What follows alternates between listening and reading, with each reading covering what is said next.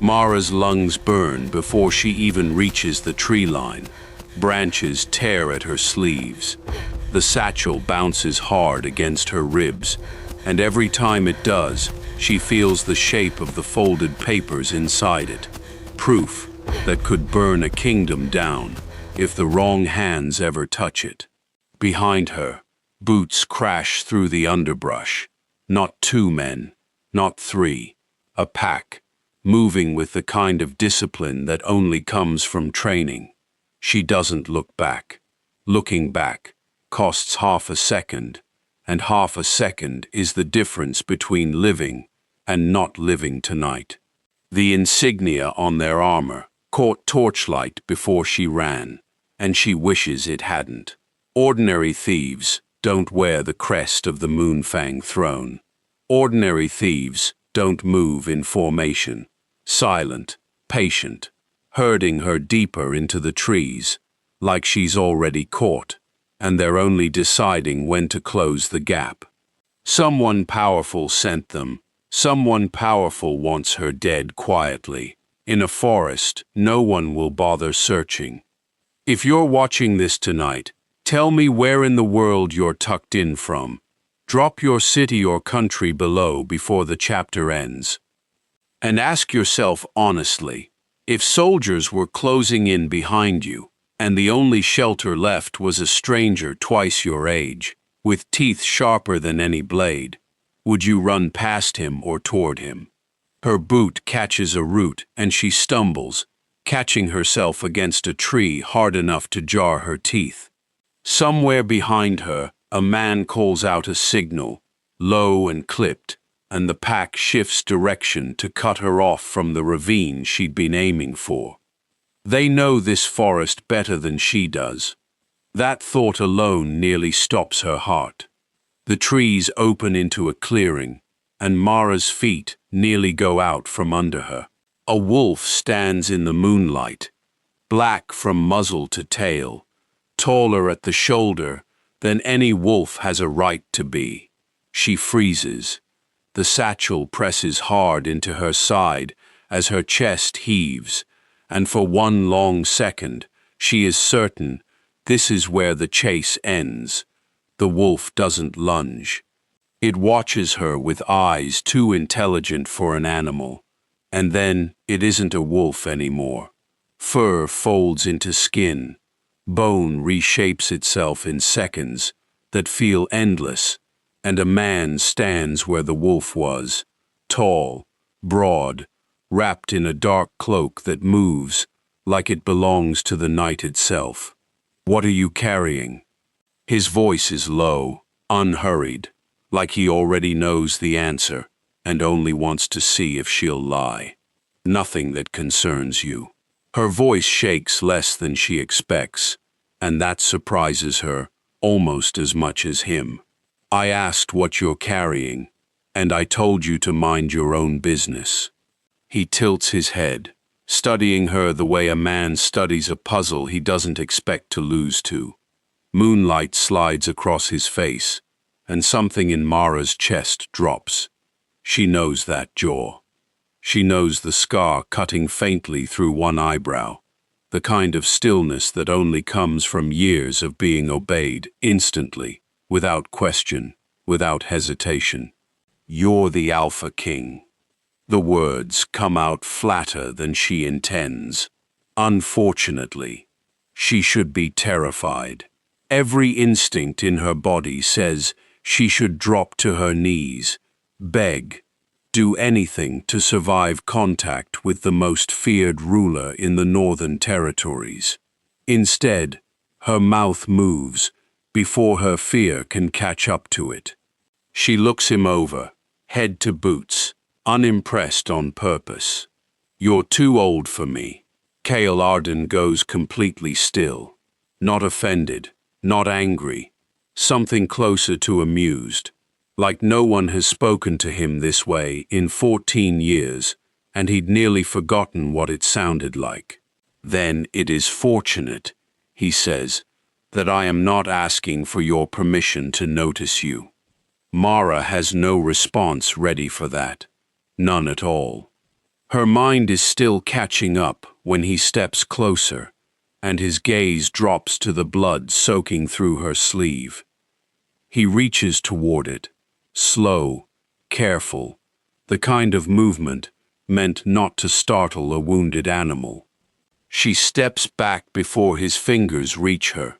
He stops immediately, lowers his hand, doesn't chase the space she just put between them, doesn't order her to hold still, doesn't remind her who he is. He simply lets her have the distance, and something about that costs him nothing and gives her everything. That restraint catches her more off guard than his size ever could. "Why are my king's own soldiers hunting a courier through his own forest?" he asks, and there's an edge under the calm now, something sharpening beneath the surface. "They're not hunting a courier, they're trying to kill me." His expression shifts, just slightly, like she's given him an answer he wasn't prepared for. "That isn't what I expected you to say." "What did you expect? That you stole something foolish from someone forgettable?" His eyes drop to the satchel at her hip, and his jaw tightens. "You didn't." Before she can answer, a horn sounds through the trees, deep and close, closer than it has any right to be this fast. Kael's head turns toward the sound, jaw tightening, every line of him suddenly alert, in a way that has nothing to do with curiosity anymore. "If those men reach us," he says quietly, "they will kill you." "Why?" Mara's fingers tighten around the strap of the satchel until her knuckles ache. His gaze comes back to hers, and whatever amusement was there a moment ago is gone completely, replaced by something colder, something already calculating a way out. "Because someone inside my kingdom desperately wants whatever you're carrying." The horn sounds again, closer still, and the trees around them seem to hold their breath.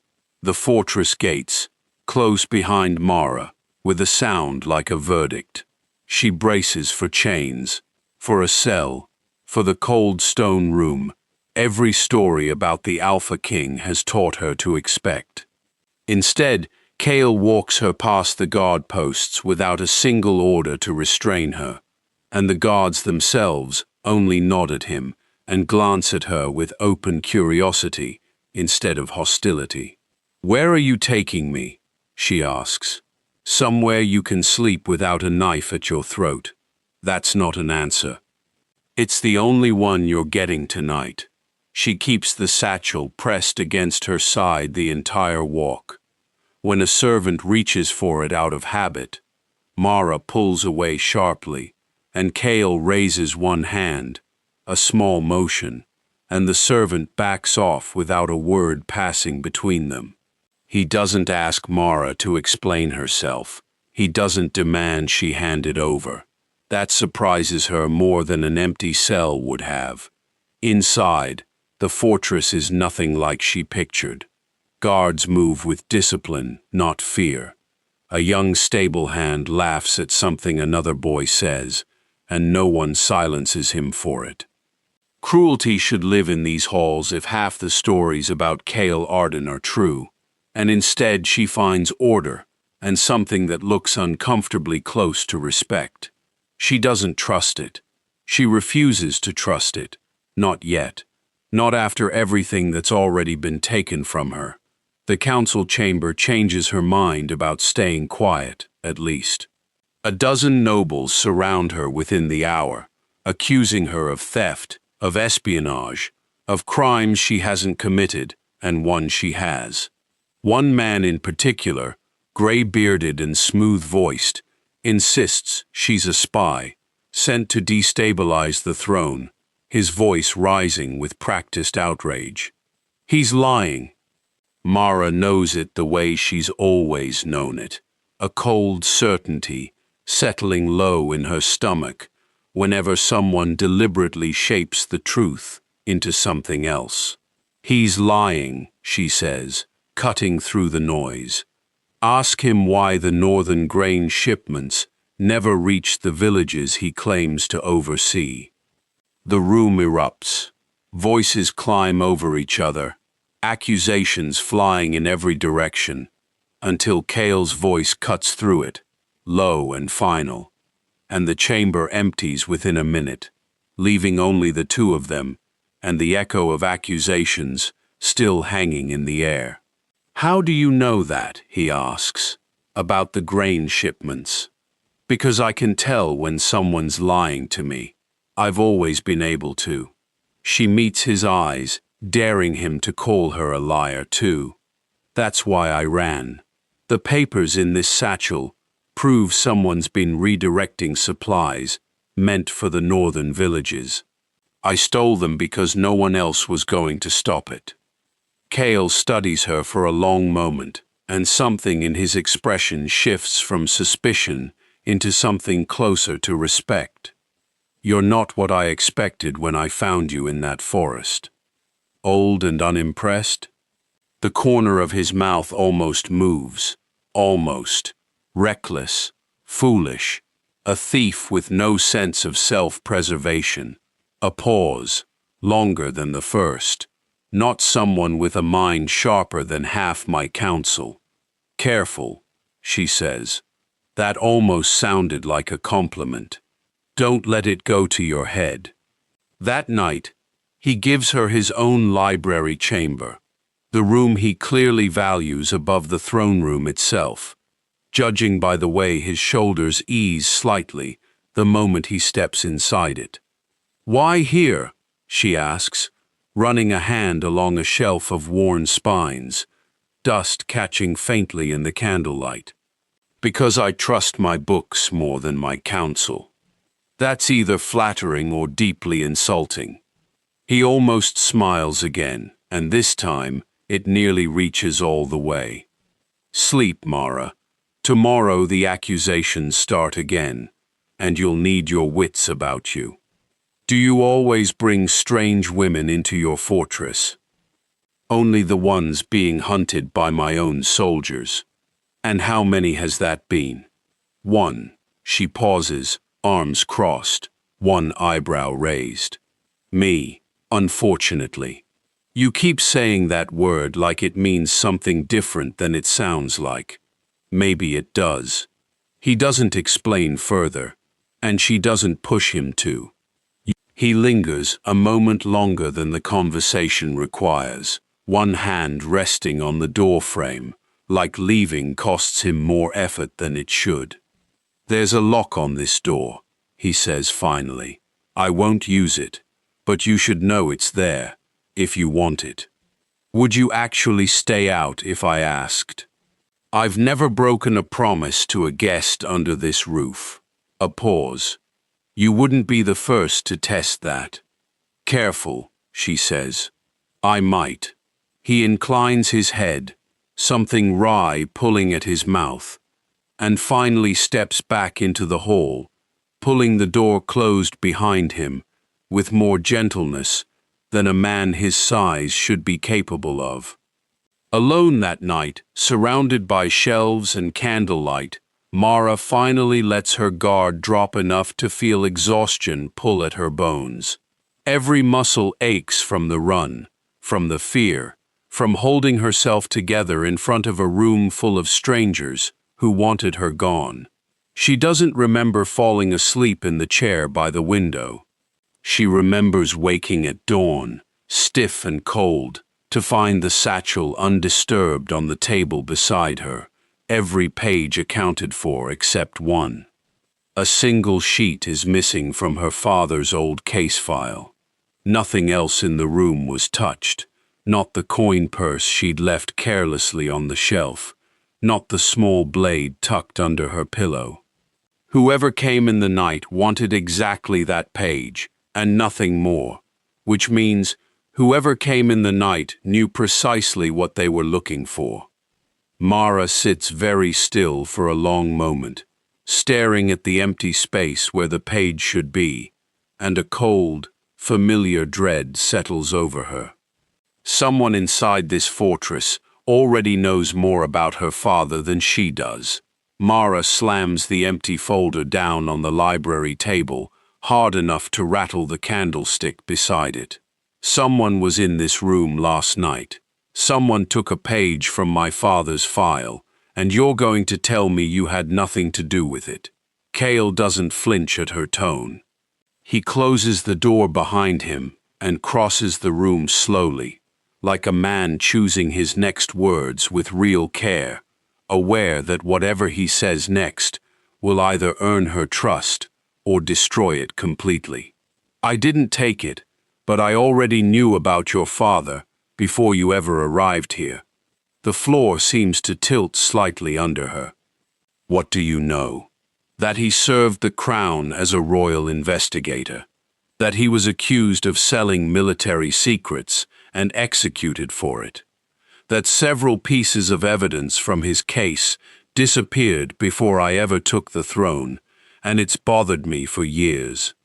She sits, slowly, because her legs don't feel entirely trustworthy anymore. My family never believed it. He wasn't a traitor.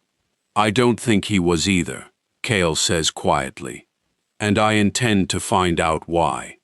They descend together into an archive, beneath the fortress, that hasn't seen daylight in decades.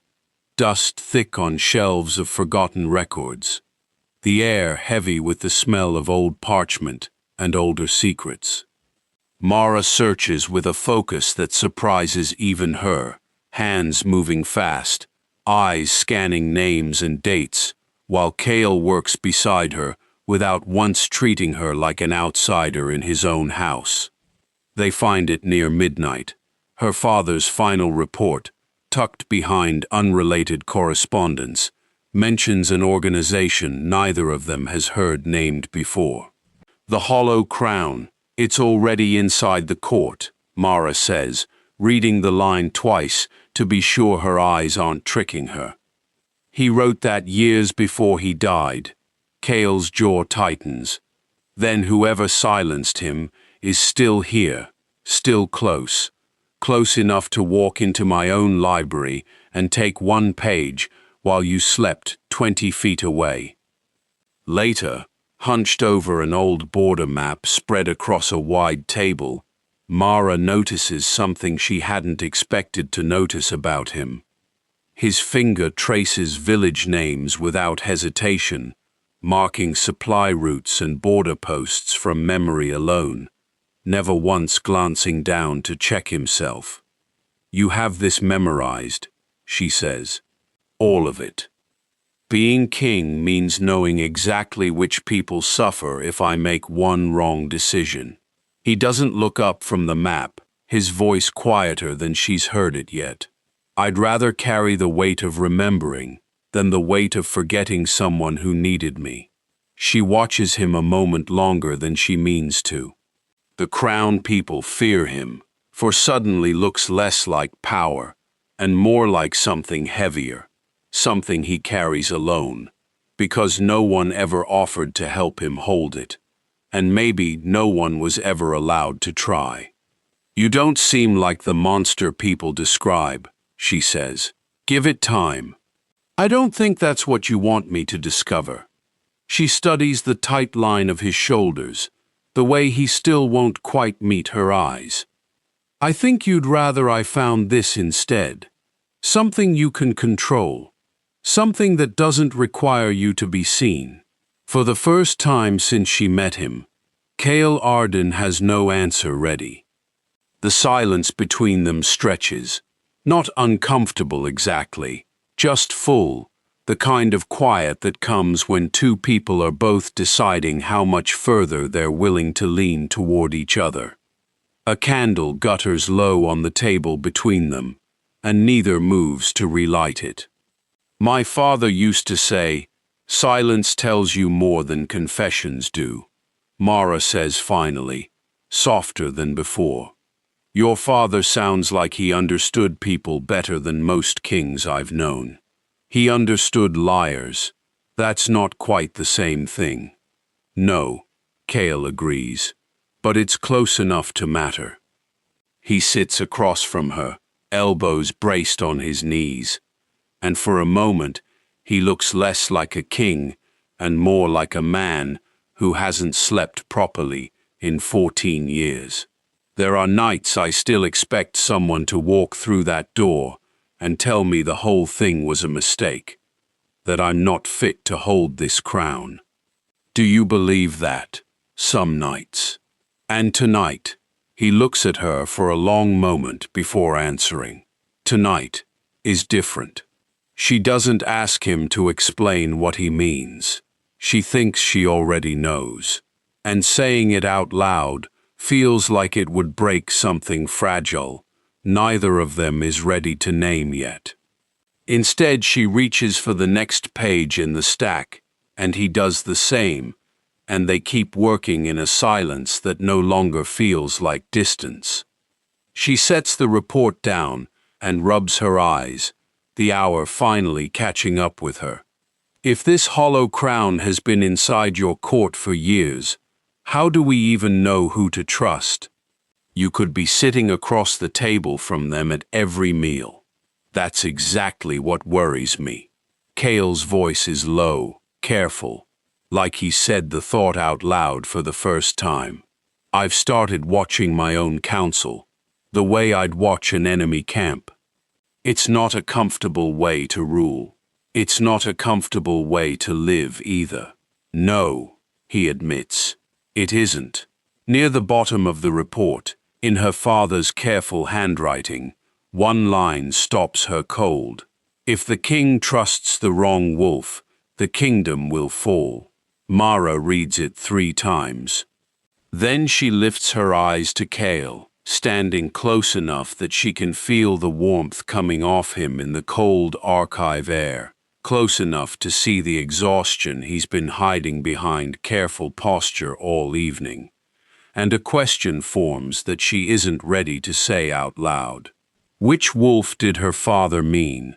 I'm going, Mara says it before Kael finishes explaining why she shouldn't. You're not. It's my father's name attached to that clue. Mine, not yours. They stand in the fortress courtyard at dawn, horses saddled, guards waiting, breath fogging in the cold morning air, and neither of them backs down an inch. It's their first real fight, sharp and immediate, and Mara realizes somewhere in the middle of it that she isn't afraid of his anger the way the rest of the fortress clearly is. The border village is dangerous, he says. Rebellion is already spreading there. Villagers have been known to attack anyone wearing royal colors on sight. Then you'll need someone who can tell when the villagers are lying to your face, and someone whose face they might actually trust. He studies her for a long moment, jaw working, and then exhales like a man giving up ground he didn't want to give. You make your own decisions once we're there. I won't cage you to keep you safe. I've seen what that does to people. That surprises her more than a flat refusal would have. The village greets them with narrowed eyes and folded arms. Villagers describe orders bearing Kael's own seal, orders demanding harsh taxes and forced conscription, orders he never wrote. His hands curl into fists at his sides as he listens, and Mara watches something raw move behind his controlled expression.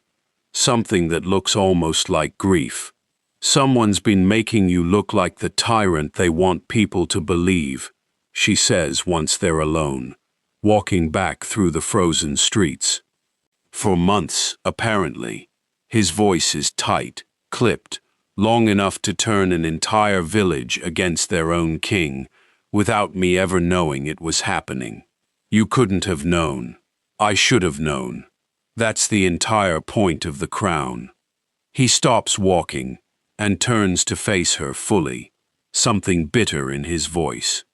A king who doesn't know what's being done in his name isn't much of a king at all. You're allowed to be lied to, Kael. That's not the same as failing them. Tell that to the man whose barn was burned last winter because he refused a tax I never ordered. She doesn't have an answer for that, and she doesn't pretend to. Instead, she matches his pace as they walk, close enough that their shoulders nearly brush, saying nothing else, until the silence itself becomes its own kind of comfort. That night, Mara wakes to find his side of the camp empty. She finds him alone at the tree line, back rigid, breathing hard, wrestling with something far larger than temper. His eyes, when he glances at her, carry a flicker of gold that isn't fully human, and his hands are braced against a tree trunk, like he's holding himself together by force alone. She doesn't run.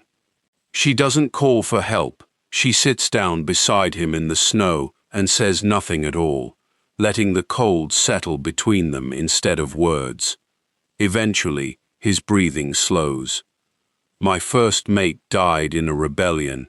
I couldn't stop in time," he says finally, staring at the dark trees instead of her. "I've never told anyone how much of that I still carry. You don't have to fix it in front of me. I don't need you to understand what it is like to carry a kingdom," he says, quieter now, almost gentle. "No." She looks at him, steady, unflinching. "But I can understand what it's like to carry something alone." Something in him breaks open at that, just slightly, just enough. He doesn't reach for her. She doesn't reach for him. But the space between them feels different than it did an hour ago. Closer, without either of them moving an inch, like the distance itself has quietly shrunk. They sit like that until the fire burns low. Two people who have both spent years surviving without leaning on anyone else. Leaning, just barely, into the same silence. The first genuine smile Mara has seen from him arrives without warning, small and unguarded, gone almost as soon as it appears. She finds herself wanting to see it again, and that want unsettles her more than the cold does. "You're staring," he says, without looking at her. "I'm allowed to stare. You're the one who transformed into a wolf in front of me first." That earns her a low, rough laugh, the first she's heard from him, and it changes his whole face for a moment. She commits the sound of it to memory without meaning to, the way she once memorized the sound of her father's footsteps on the stairs, something safe enough to hold on to in the dark. "You should laugh more," she says. "It suits you better than the scowl. The scowl keeps council meetings shorter." That's a terrible reason to stop. He doesn't answer, but he doesn't argue either. And for a moment, the fire and the cold and the danger waiting for them back at the capital all feel very far away. She lets herself have that moment, brief as it is, before the world finds them again. A rider breaks the moment before dawn, horse-lathered, voice cracking as he delivers his message. The capital has been attacked. Kael is on his feet instantly, all warmth gone from his face, replaced by something harder, colder, every trace of the man from the fireside gone. "Casualties?" he demands. "Several, Your Majesty, and the attackers." The rider hesitates, glancing at Mara, clearly reluctant to finish. They were carrying insignia, matching an old courier seal, one that hasn't been used in years. Mara's stomach drops before he even finishes the sentence. "Whose seal?" Kael asks, though something in his expression says he already suspects the answer will hurt her. The rider swallows hard. Hers, her father's. The fortress gates barely close behind them, before Darien arrives, riding in with a column of warriors, and a grin that reaches his eyes, the moment he spots Mara across the courtyard. "Mara Vale," he says, swinging down from his horse before it's fully stopped. I haven't seen you since you were half this tall. He knew her father. That much is obvious in the easy warmth of his greeting, the way he studies her face, like he's looking for pieces of someone he misses. Mara finds herself smiling before she can stop it, grateful for a familiar name in a place full of strangers and secrets that seem to multiply by the day. Kael's expression cools several degrees within seconds, though his voice stays perfectly level, which somehow makes the change more obvious, not less. Alpha Darien, he says, formal enough to draw a curious glance from Darien himself. I wasn't expecting reinforcements so soon. Word travels fast. When the capital's attacked, Darien claps a hand on Kael's shoulder, easy and familiar in a way most people in this fortress would never risk. Besides, I owed her father a debt I never got to repay. Seemed like a good time to start paying it. Mara catches Kael watching the exchange with a stillness that doesn't match his usual composure. Later, walking the fortress halls, she can't resist needling him about it. You went very quiet back there. I was listening. You looked like you wanted to throw him off the wall. I have no idea what you mean. Your jaw does this thing, she says, gesturing vaguely at his face, when you're irritated and trying very hard not to show it. He doesn't answer that, which is somehow more satisfying than if he had. She files the reaction away, tucked beside the memory of his laugh at the fireside. Another small piece of a man who clearly isn't used to being read this easily. The investigation that follows sours the mood fast. Records show Darien's own territory received several of the forged orders that have been turning villages against Kael. Suspicion lands on him hard and immediate, and Mara refuses to accept it. He wouldn't do this, she says. Not to my father's memory, and not to you. You've known him for one afternoon. I've known liars my whole life, and he isn't one. My gift doesn't guess, Kael. It knows. That's not proof I can bring to a council. It's better proof than a forged seal, and you know it. Their second real fight burns hotter than the first, both of them certain.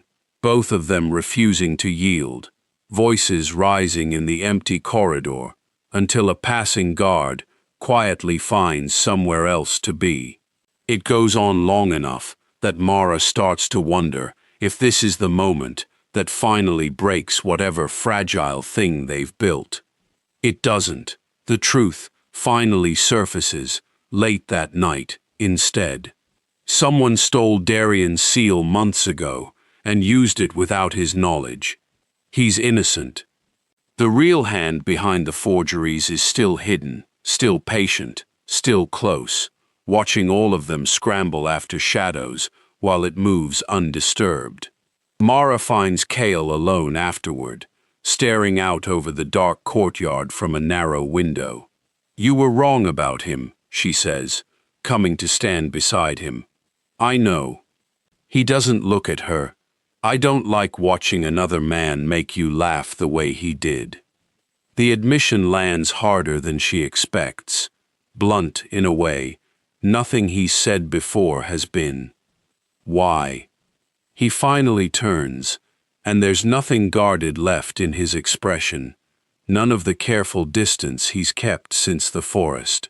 You already know why, her breath catches. Whatever she planned to say dissolves completely, and for a moment, neither of them moves, the space between them charged with everything neither has said out loud. That's not an answer, she manages finally, quieter than she means to sound. It's the only one I have tonight. That seems to be a pattern with you. You noticed.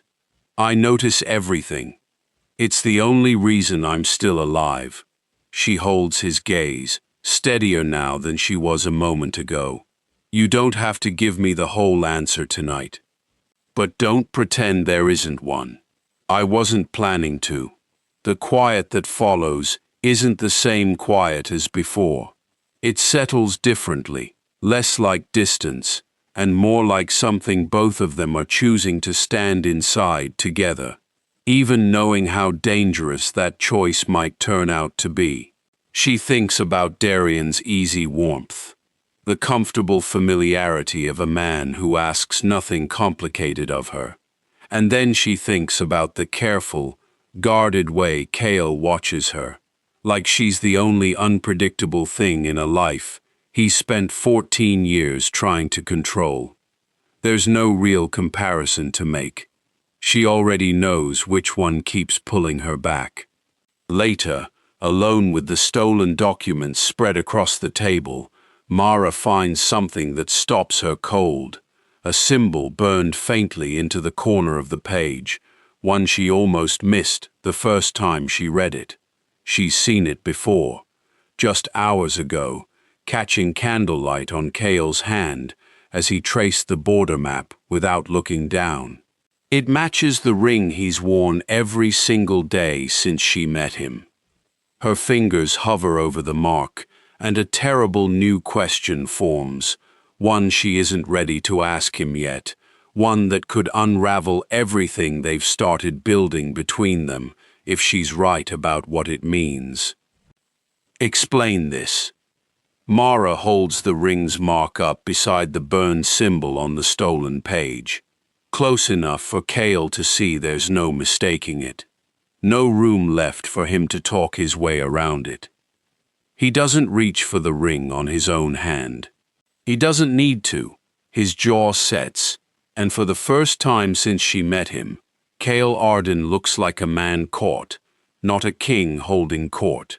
It belonged to my father, he says finally. And my father was connected to the hollow crown before I ever took this throne. The words come out flat, rehearsed, like he's said them silently to himself 100 times and never once out loud. I found out after I was crowned. I've spent 14 years quietly dismantling what he built, and I never knew how deep it had spread until your father's report told me. Mara sits down slowly, the ring's weight suddenly heavier than metal should be. You knew this whole time, and you let me dig through that archive without telling me your own blood was tangled in it. I was going to tell you. When? I don't know. He drags a hand down his face, and the exhaustion there isn't the kind sleep fixes. Every time I've trusted someone with the truth of what my family did, it's become a weapon someone else used against me. My mate knew. She died believing she could protect that secret better than I could. The room goes quiet. Mara watches something in him crack open that she suspects hasn't been touched by anyone in years. I'm not her, Mara says. And I'm not asking you to protect me from your family's history. I'm asking you to stop deciding what I can handle without asking me first. He looks at her for a long moment, something raw and unguarded moving behind his eyes. Everyone I've trusted eventually became a weapon someone else could use against me. Then stop measuring me by everyone. He crosses the room and holds the ring out to her, palm open, steady, despite everything. Take it, not as a proposal, as proof that I'm giving you the one thing I've never given anyone else, the whole truth, unguarded. Mara looks at the ring, then at him, and closes his fingers back around it instead of taking it. I don't want your secrets as proof that you trust me, she says quietly. I want you to tell me when you're afraid. That's harder than handing me a ring, and it matters more. Something shifts behind his expression, something that looks almost like relief mixed with fear in equal measure. He sets the ring down on the table between them, instead of putting it back on, like the weight of it needs somewhere else to rest for a while. My father wore that ring the day he sent men to burn a village that refused to bend to the hollow crown, he says, voice low. I've kept it because forgetting what he did feels more dangerous than remembering it. I look at it every morning, so I never mistake power for the same thing as goodness. That's not the same as being him. I know that. Some mornings I have to remind myself. When he finally speaks, his voice has lost its careful edge completely. I'm afraid of what happens if this war finds you the way it found her. Then don't carry that alone either. Rain starts against the windows, soft at first, then heavier, drumming a rhythm neither of them tries to fill with more words. She tells him her own fear then, the one she's never said out loud to anyone. Not dying, not losing this fight, discovering that her father's memory was never as clean as she needed it to be. You should leave while you still can, Kael says, watching her across the narrow space between them. Is that what you want? Silence stretches long enough that she almost repeats the question. Then quietly, no. Then stop pretending. He doesn't answer with words this time. He simply doesn't move away when she steps closer, doesn't retreat behind the crown or the careful distance he's kept since the forest. For the first time, neither of them is performing control. The moment breaks apart fast and violent. A crash sounds from the hall outside, glass shattering, a guard's shout cut short mid-word. Kael is moving before Mara can fully process the sound, placing himself between her and the door on instinct alone. The door bursts open. A figure moves too fast to be human, blade already swinging, and Kael takes the strike meant for her shoulder across his own ribs, staggering but not falling. Mara grabs the nearest candlestick and drives it hard into the assassin's side, buying enough space for Kael to recover his footing.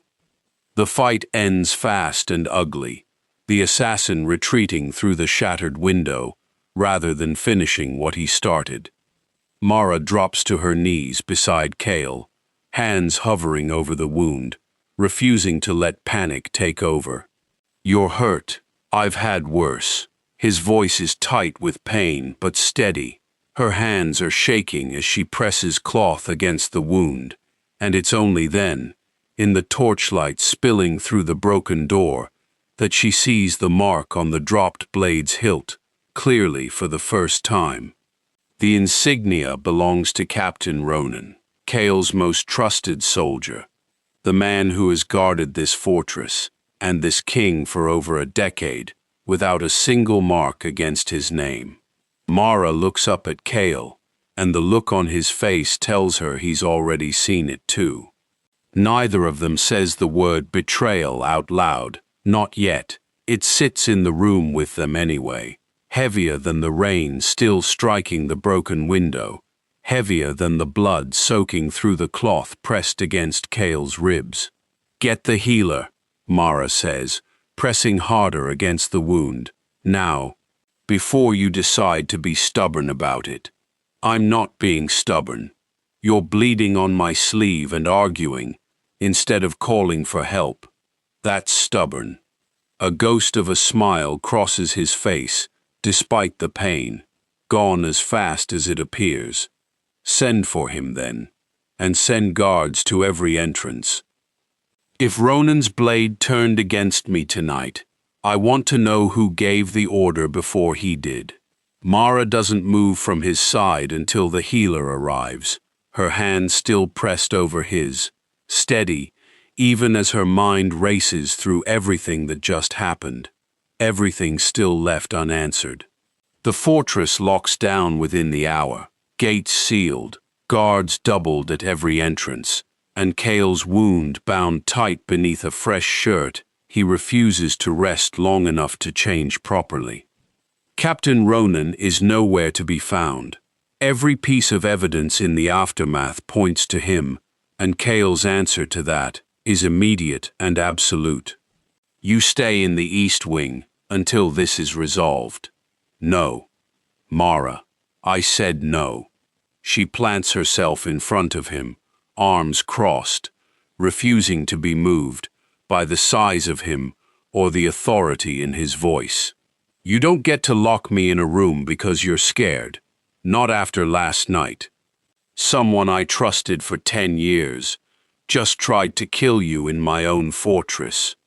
Forgive me if I'd rather not lose you the same way. Then find the truth instead of hiding me from it. The argument grows louder, sharper, both of them raw from the night before, both of them saying things neither fully means. Kael finally stops, breathing hard, something breaking loose in his voice that has nothing to do with anger anymore. I don't know how to protect you without controlling you. I've never had to try before. Then this is where you learn, Mara says, quieter now. If you lock me away, every time you're afraid, you're not protecting me. You're protecting yourself from losing me. And that's not the same thing. The words land somewhere deep. Mara watches it happen. Watches years of careful control crack under the weight of something he's never had to name before. He doesn't answer right away. When he finally does, his voice has lost its edge completely. You're right. He gives her full access to the investigation that same hour. And together, they trace Ronan's last known movements through the fortress records. What they find doesn't match a guilty man's pattern. Ronan was summoned to a meeting that no one can confirm ever happened, then vanished within the hour, exactly the way a framed man disappears when he realizes no one will believe his innocence. He's not the traitor, Mara says, laying the timeline out across the table. Someone wanted it to look that way. The real trail leads somewhere Mara didn't expect. Lord Vale, one of Kael's oldest and most trusted advisors, a man who has sat at council meetings since before Kael took the throne, a man whose loyalty has never once been questioned. He's been feeding information out of this fortress for months, Mara says, hands trembling slightly as she connects the last piece. Maybe years. Kael goes very still. You're certain? I don't guess, Kael. Not about this. Kael sits back, absorbing the weight of it. 14 years. I trusted his counsel on nearly every decision I've made since I took the throne. My own father's death, the treaty with the Western Pax, the reforms I pushed through against half the court's wishes. He was there for all of it, nodding along, steering when I wasn't looking closely enough to notice. He's good at being trusted. That's how men like him last this long. How did you catch what I couldn't? Because I've spent my whole life listening for the exact shape of a lie. You've spent yours learning how to survive people who wanted you dead. Those aren't the same skill. The deeper truth arrives harder than either of them expects. Buried in Vale's private correspondence, cross-referenced against dates Mara has memorized without meaning to, is proof that Vale knew her father personally, more than knew him, forged the evidence that ended his life, and buried the truth for over a decade. Mara's hands go cold around the paper. He killed my father, she says, the words strange and heavy in her mouth, and he let the world believe he was the traitor instead. Kael doesn't try to comfort her with easy words. He simply stays close, steady, letting her have the silence she needs before she's ready to speak again. They move to arrest Vale within the hour, but the fortress finds his chambers empty, A window left open, a horse missing from the stables. He's gone before they reach him, slipping out through a passage only someone with years of insider access would know existed. Before he vanishes completely, he leaves one message behind, delivered through a servant too frightened to refuse him. Kael reads it first, and something in his expression makes Mara's stomach turn cold before he even hands it over. Ask your new favorite woman what her father was really doing the night he died.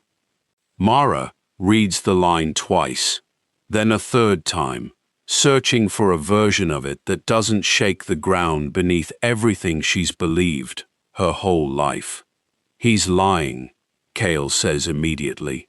It's a distraction, meant to break you before the fight even starts. I know that. Her voice comes out smaller than she intends. I know exactly what he's trying to do. But she looks up at him, and for the first time since the forest, real fear shows plainly on her face. Not fear of Vale, not fear of the war building outside these walls, but fear of a truth she's never once let herself consider. But what if some part of it is true? Then we find out together, Kael says. Not because Vale told you to be afraid, but because you deserve the whole truth, whatever shape it takes. I won't let his last words be the only version of your father you're left holding. Mara nods, though the fear doesn't fully leave her voice. Tomorrow, then, I want to see everything. She meets his eyes, steady this time, gathering her fear into something closer to resolve. Every record, every date, every name he ever wrote down. Tomorrow, Kael agrees, and for once, neither of them argues about what comes next. Mara doesn't wait for morning. She spends the night, tearing through every remaining record of her father's final weeks, refusing sleep, refusing comfort, until she finds the entry that stops her cold. A meeting, logged in her father's own handwriting, with Vale himself, 3 days before he died. She stares at it until the ink blurs. He met with the man who killed him, she says, when Kael finds her at dawn, still hunched over the same page. Why would he do that? Why would he sit across from Vale and not see what he was? We don't know the reason yet. It looks like betrayal, Kael. It looks exactly like what they accused him of. It looks like one page out of a much longer story. Kael sits across from her, steady in a way that grounds her more than she wants to admit. I won't judge him on one entry without the rest. You taught me that, in the archive, the first week I knew you. Careful conclusions instead of convenient ones. That was easier to say when it wasn't my father's name on the page. I know. That's why I'm saying it back to you now. You gave me that patience once, in the archive, without asking anything in return. Let me give it back. I need to know. Now. Not carefully. Not eventually. I know you do. But careless answers get people killed, and I've already lost enough people to careless answers.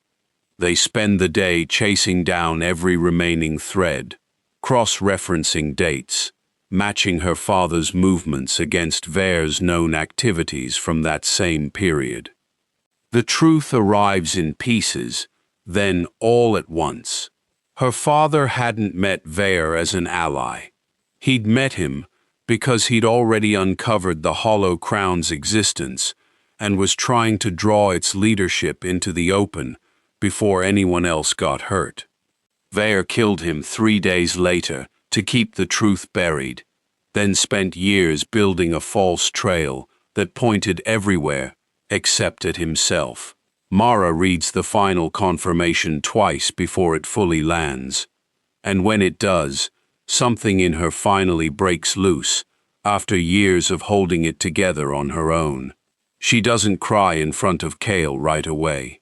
She walks to the narrow window overlooking the courtyard and stands there, shoulders shaking, silent, until the weight of 11 years finally catches up to her all at once. Kael doesn't approach. He stands nearby, close enough to be present, far enough to let her choose the moment, exactly the way he did the first night in the library when she stepped back from his hand. She reaches for him first. He crosses the distance the second she does, and for the first time since the forest, Mara lets herself be held without flinching, without calculating an exit, without treating comfort as a weakness she can't afford.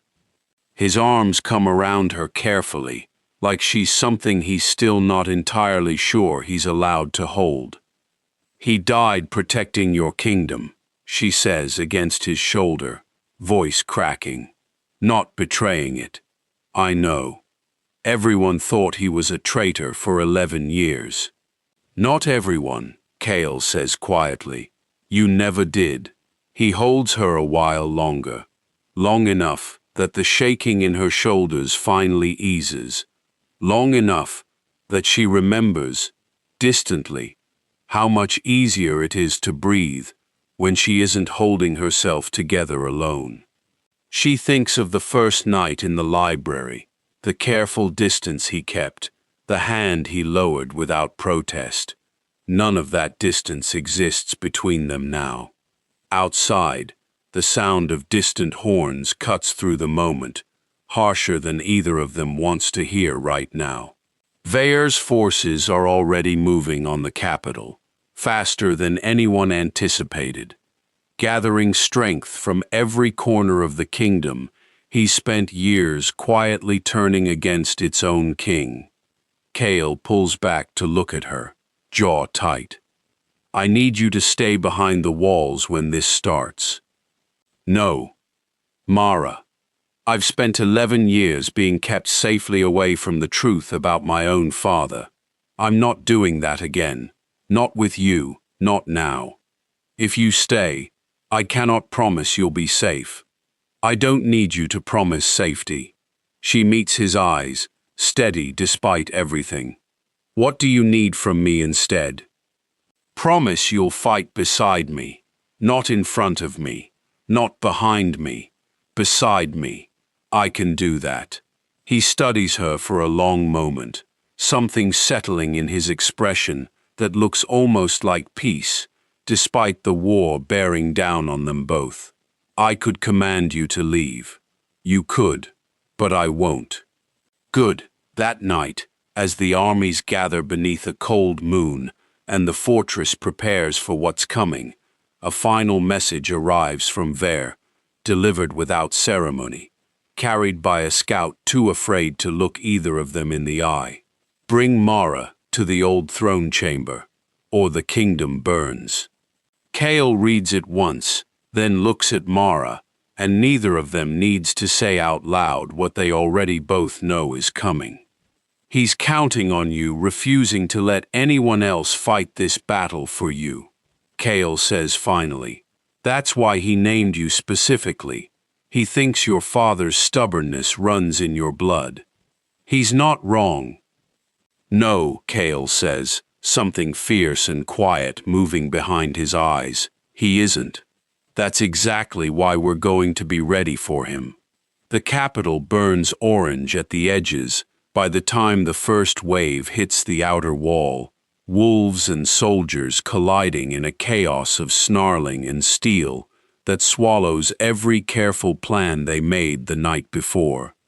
Kael leads the charge himself, refusing to stay back behind his own lines, and Mara watches him disappear into the fighting, with her heart in her throat, before she turns and runs the other way, toward the old throne chamber, exactly as planned. She moves through the ruined corridors alone, every instinct screaming at her to turn back, every step steadied by the knowledge that Vale needs something only she can give him. The chamber is older than the rest of the fortress, stone worn smooth by centuries, dust thick over records no one has touched in generations. Mara finds them fast, exactly where her father's notes suggested they might be hidden. Proof stretching back decades, naming names, dates, the full architecture of the hollow crown, laid bare in ink that's outlasted every man who wrote it. Vale finds her before she finishes reading. "I wondered how long it would take you," he says, stepping from the shadows, with the same smooth voice that once lied to a room full of nobles. "Your father was clever too, clever enough to almost ruin everything, right up until he wasn't. You killed him. I removed an obstacle. There's a difference, if you're willing to see it my way." "I'm not."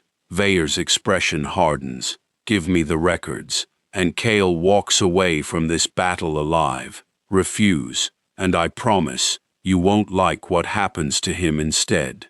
Mara's hands tighten around the pages.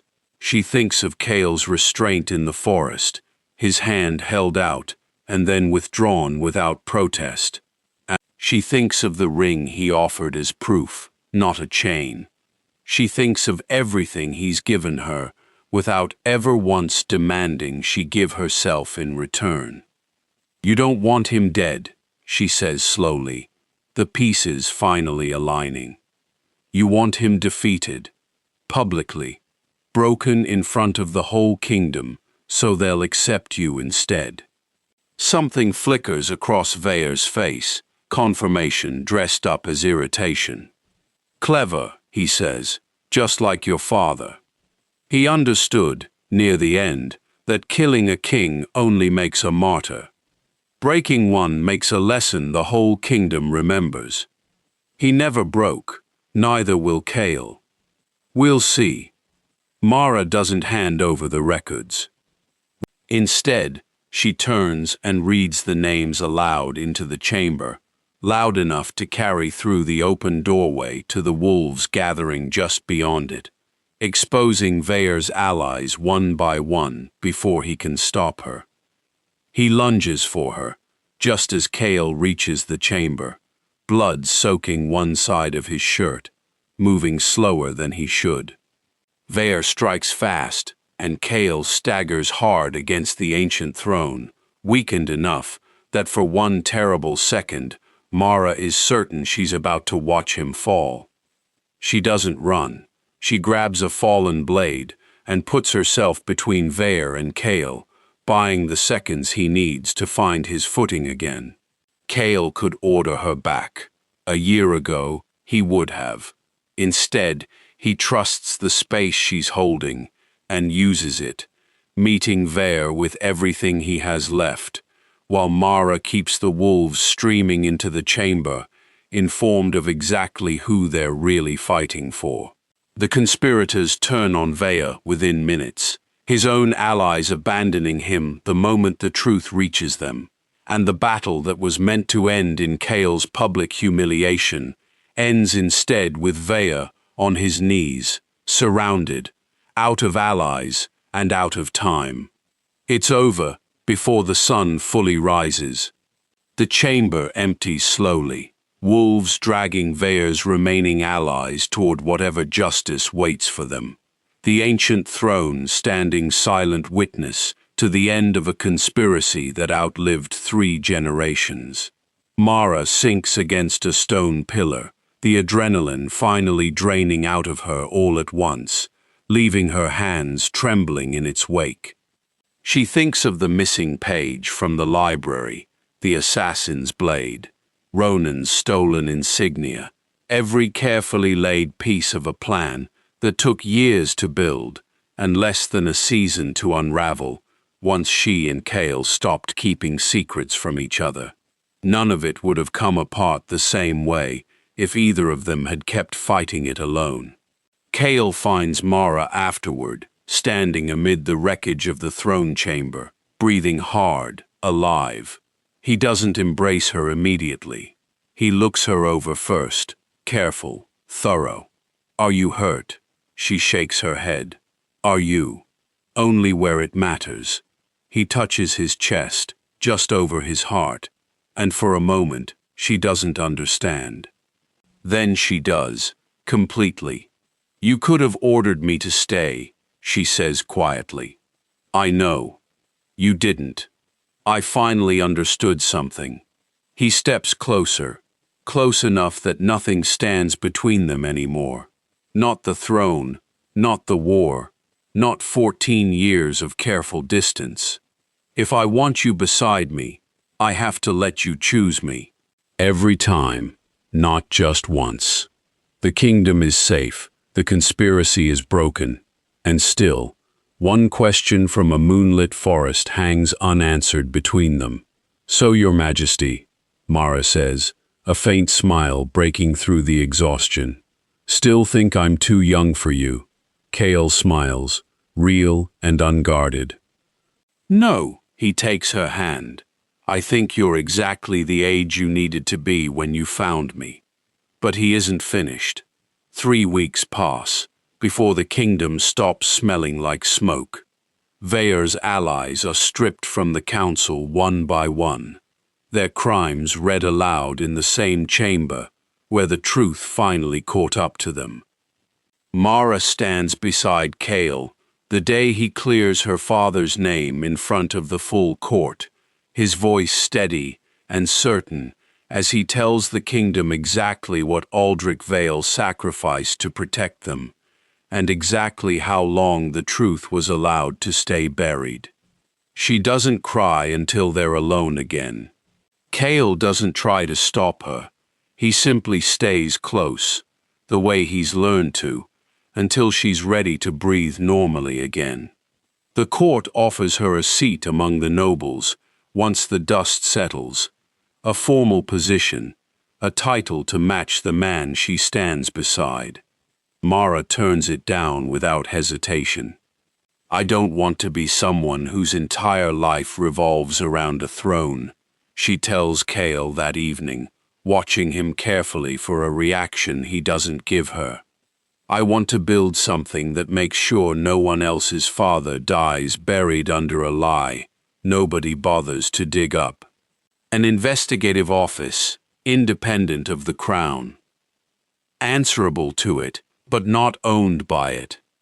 He considers her for a long moment, something like pride settling into his expression.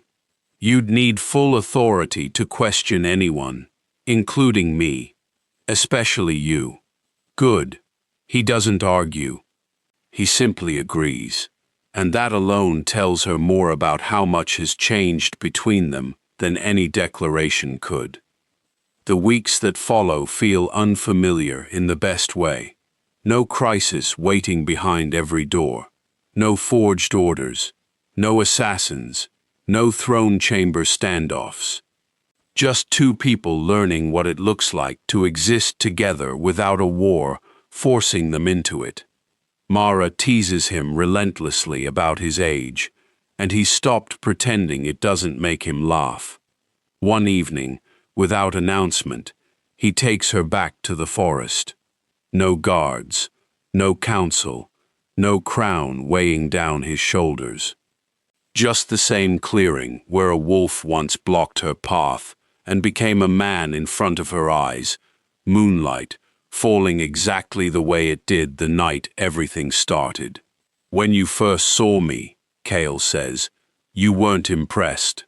I was terrified. You insulted me. I was coping. You called me old. You are old. He laughs, low and full, the first time she's ever heard him laugh without restraint, without weighing how much of himself he's allowed to show. It changes his whole face, and she commits it to memory, the way she once committed liars' faces to memory. Except this time, it's something she wants to keep. Then he grows serious, and something in his posture shifts, like he's finally ready to say the thing he's been holding since the forest. So answer me properly this time, Mara says, about being too old for me. You were never too young for me. He steps closer, closing the last of the distance between them. The problem was never our age. It was that I spent so long convinced I could survive without anyone, that I forgot how to choose someone.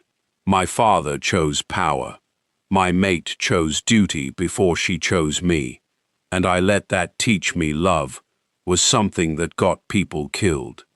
And now?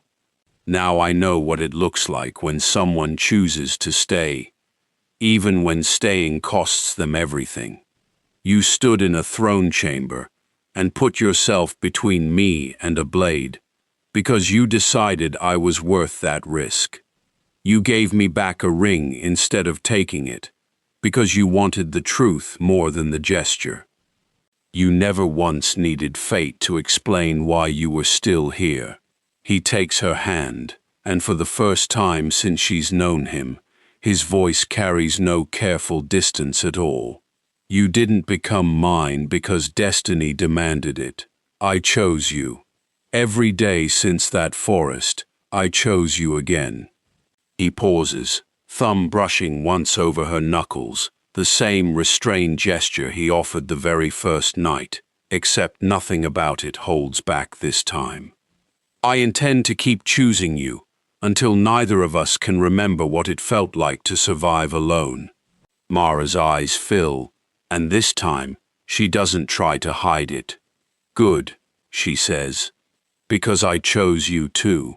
Every single time you gave me the chance to walk away, and I didn't. He kneels and asks her properly, and she says yes, before he even finishes the question. He laughs again, disbelieving and bright, and pulls her into him without any of the careful restraint that once defined every touch between them. There's nothing measured about this, nothing held back.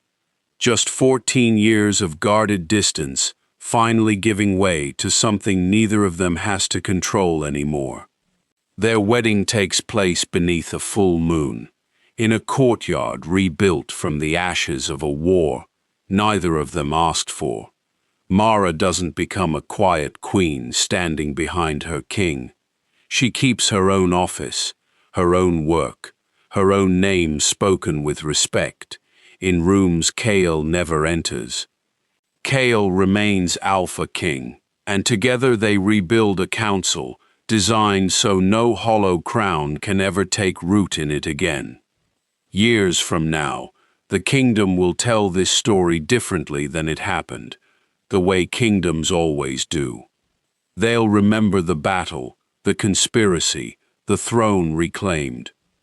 What they won't fully capture is the truth underneath all of it. Two people who spent their lives convinced they had to survive alone, finally learning how to choose each other, freely, again and again, until it stopped feeling like a risk and started feeling like home. The same forest holds no blood tonight. No soldiers, no fear. Just two people walking beneath the moon, exactly where it all began.